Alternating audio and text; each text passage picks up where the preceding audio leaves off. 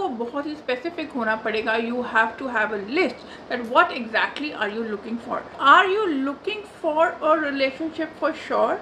It is a relationship, as you all know, नाम ही relationship है. उसका मतलब है कि आपको देना भी है और रिसीव भी करना है. कभी कभी हमको ओवर गिविंग की तो आदत होती है लेकिन रिसीविंग की आदत नहीं होती. लेकिन अगर आपको रिसीविंग नहीं आती है and you don't know how to receive love and affection and care, then again आप सबकॉन्शियसली उस प्यार को, उस पर्सन को जो आपके लिए सही है, रिजेक्ट करना शुरू कर दोगे. तो इसकी शुरुआत हम ऐसे करेंगे. आप एक पेन लेंगे, आप एक पेपर लेंगे, आप लिखेंगे कि I want my person to be this, ठीक है.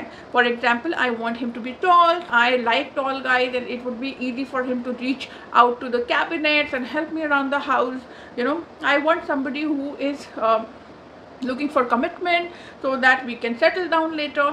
I want somebody who loves pets. I want somebody who like kids for example, जिसको बच्चे पसंद हो ताकि आगे जाके हम लोग अपनी फैमिली बना सकते हैं. आप ये भी बोल सकते हैं कि मुझे ऐसा कमिटमेंट चाहिए है जिसमें शादी इन्वॉल्व ना हो और एक पर्सन हो जो कि मेरे साथ लिव इन में रहे लेकिन एक कमिटमेंट के माइंडसेट से आए. आप ये भी बोल सकते हो कि उसको ट्रैवलिंग बहुत पसंद होनी चाहिए ताकि हम दोनों ट्रैवल करें. तो आप देख रहे हैं इसमें बहुत ज़रूरी है ये बोलना कि आप जो मांग रहे हैं वो क्यों मांग रहे हैं, क्या रीज़न है कि आपको ये बंदे में वो क्वालिटी चाहिए है या ये बंदी में भी, ये बंदी में आपको वो क्वालिटी चाहिए. It could be for any of the gender. So you have to mention that.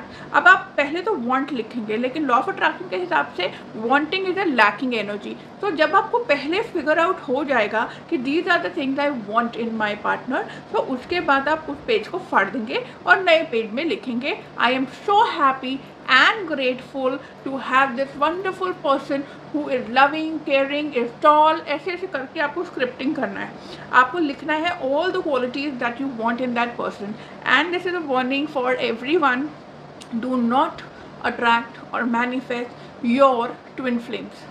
Twin flame relationships are very, very difficult. It is only for दो सोल्स जो हाईली असेंड होती हैं जिनको ट्विन फ्लेम जर्नी में आना होता है. कभी कभी आप लोग सिर्फ मैनिफेस्ट करने के माध्यम से लॉ ऑफ अट्रैक्शन यूज करके अपने ट्विन फ्लेम को अट्रैक्ट कर लेते हैं. ट्विन फ्लेम एक रोमांटिक रिलेशनशिप नहीं है. ट्विन फ्लेम एक बहुत बड़ा सोल मिशन है और इसमें सिर्फ और सिर्फ आपको खुद पे काम करना होता है. So I'm just giving you a warning कि do not write that I want to meet my twin flame. Don't write that. अगर आपको मिलना ही होगा इस जन्म में तो कोई रोक नहीं सकता. फॉर एग्जाम्पल इस जन्म में हमारा ये सोल पर्पस था मेरे ट्विन फ्लेम के साथ, फॉर एग्जाम्पल कि हम दोनों अपनी अपनी जर्नी पे सीखेंगे और उसके बाद नेक्स्ट लाइफ